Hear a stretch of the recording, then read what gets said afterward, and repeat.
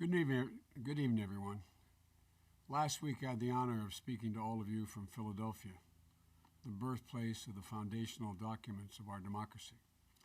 Tonight, in keeping with the latest guidance from the CDC, to avoid gatherings of more than 10 people, I'm speaking to you from my home in Wilmington, Delaware. And I hope all of you are staying safe.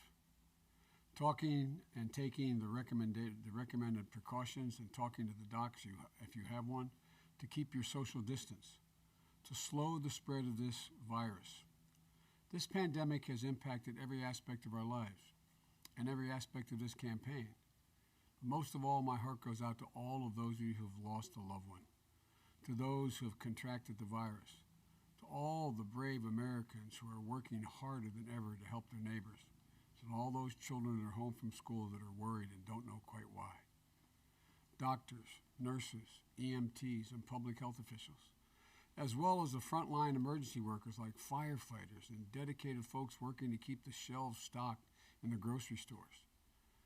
You know, tackling this pandemic is a national emergency, akin to fighting a war. And it's going to require leadership and cooperation from every level of government. And it's going to require us to move thoughtfully and decisively to quickly address both the public health crisis as well as the economic crisis. It's going to require us to pay attention to the medical and scientific and health experts. And it's going to require each of us to do our part. Yes, this is a moment where we need our leaders to lead, but it's also a moment where the choices and decisions we make as individuals are going to collectively impact on what happens, make a big difference in the severity of this outbreak and the ability of our medical and hospital systems to handle it. You know, I know we as a people are up to this challenge. We always have been. I know that we'll answer this moment of crisis with the best that we find in all of us, because that's what Americans always have done and what we do. That's who we are.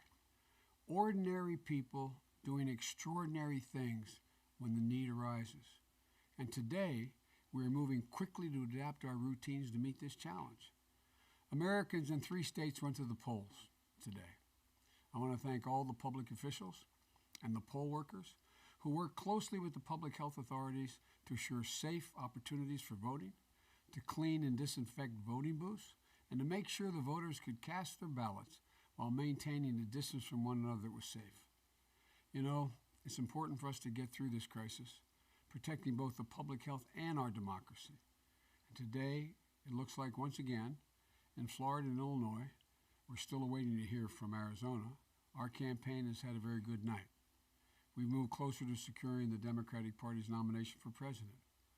And we're doing it by building a broad coalition that we need to win in November, with strong support from the African American community, the Latino community, high school educated people like the folks I grew up with in my own neighborhood, labor, teachers, suburban women, veterans, firefighters, and so many more. And we're doing it with a common vision. Senator Sanders and I may disagree on tactics, but we share a common vision for the need to provide affordable health care for all Americans, reduce income inequity that has risen so drastically, to tackling the existential threat of our time, climate change. Senator Sanders and his supporters have brought a remarkable passion and tenacity to all of these issues. And together they have shifted the fundamental conversation in this country. So let me say, especially to the young voters who have been inspired by Senator Sanders, I hear you. I know what's at stake. I know what we have to do. Our goal as a campaign, and my goal as a candidate for president, is to unify this party and then to unify the nation. You know, it's in moments like these that we realize we need to put politics aside and work together as Americans. The coronavirus doesn't care if you're a Democrat or Republican. It will not discriminate based on national origin, race, gender, or your zip code. It will touch people in positions of power as well as the most vulnerable people in our society. We're all in this together. This is a moment for each of us to see and believe the best in every one of us, to look out for our neighbor, to understand the fear and stress that so many are feeling, to care for the elderly couple down the street, to thank the healthcare worker, the doctors, the nurses, the pharmacists, the grocery store cashier, and the people restocking the shelves, to believe in one another, Because I assure you, when we do that, when we see the best in each of us, we lift this nation up and we'll get through this together. That's how we've always done it. God bless you all, and my special prayer for those of you in the front lines of the crisis, doctors, nurses, healthcare workers, caring for the virus victims and their families. My prayers are going out for everyone. My hopes are high because I believe in times of crisis, Americans have always stepped up. We have to step up and care for one another. Thank you all.